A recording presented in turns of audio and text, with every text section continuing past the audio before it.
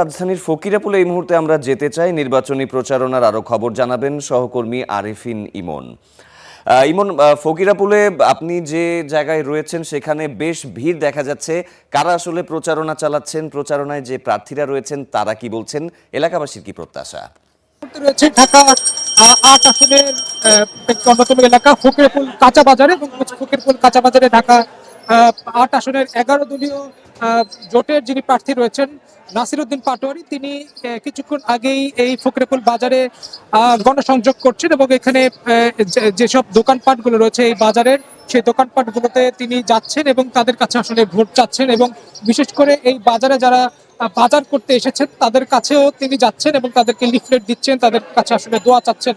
এবং আমি যদি দেখানোর চেষ্টা করি যে এখানে যে নাসিরউদ্দিন পাটোয়ারি, তিনি কিন্তু এখানে যে হাত নাড়িয়ে বিভিন্ন বাড়িতে যারা আসলে রয়েছেন তাদেরকে হাত নাড়িয়ে শুভেচ্ছা জানাচ্ছেন। এবং আমি যদি একটু এই মুহূর্তে নাসিরউদ্দিন পাটোয়ারিকে আমরা দেখতে পাচ্ছি, এবং তিনি কিছুক্ষণ আগেই এই গণসংযোগ শুরু করেছেন এবং গণসংযোগে তিনি যেমনটি দেখতে পাচ্ছি যে এখানকার মানুষজন যারা রয়েছেন তাদের ভিতরে স্বতঃস্ফূর্ততা দেখতে পাচ্ছি। অনেকেই এসে তার সাথে আসলে কোলাকুলি করছেন, কেউ আসলে তার সাথে, বিশেষ করে এই আসনটি খুবই গুরুত্বপূর্ণ, কারণ এখানে অন্যতম একজন প্রার্থী অর্থাৎ শহীদ শরীফ ওসমান হাদী, তিনি কিন্তু দাঁড়িয়েছিলেন এই আসনটিতে, যার যার কারণে আসলে, এবং তার যে বিদ্রোহী চেতনা এবং তার যে কথোপকথন, যার কারণে তাকে শহীদ হতে হয়, এবং যার কারণে কিন্তু এই আসনটি কিন্তু খুবই গুরুত্বপূর্ণ।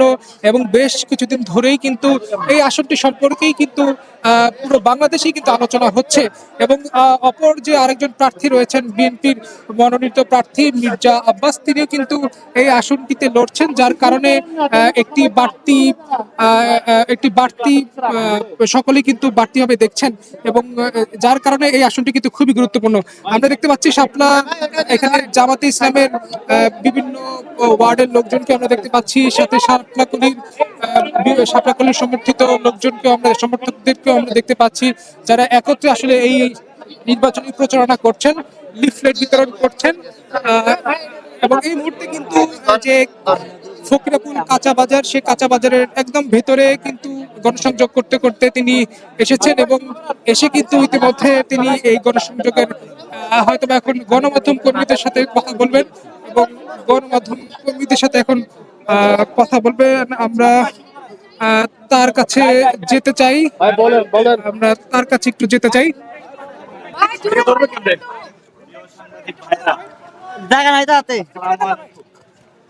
সাংবাদিক ভাইরা, আজকে কয়েকটা জরুরি বিষয়ে কথা বলবো।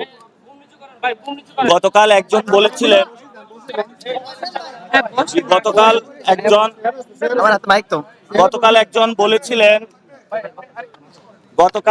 বলেছিলেন বুকের পাঠা থাকলে বাইতুল মোকাররমে শালিশ বসানোর জন্য।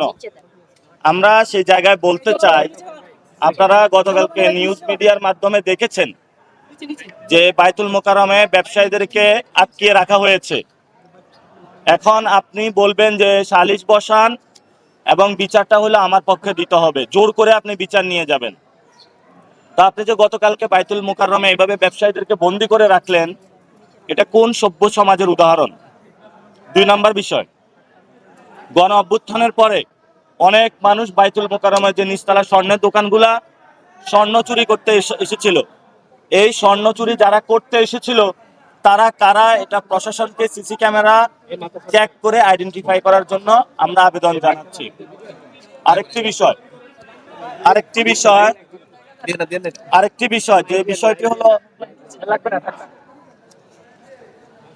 বিষয় সেটা হলো যে আপনারা জানেন বিএনপির যারা নির্যাতিত ছাত্রদল এবং যুব দলের যারা নির্যাতিত নেতাকর্মী, আমরা তাদের প্রতি একটি আহ্বান জানাবো। আহ্বানটা হলো যে আপনারা যে আব্বাস নৌকা উঠছেন, এই আব্বাস নৌকা তলা ফুটা হয়ে গিয়েছে।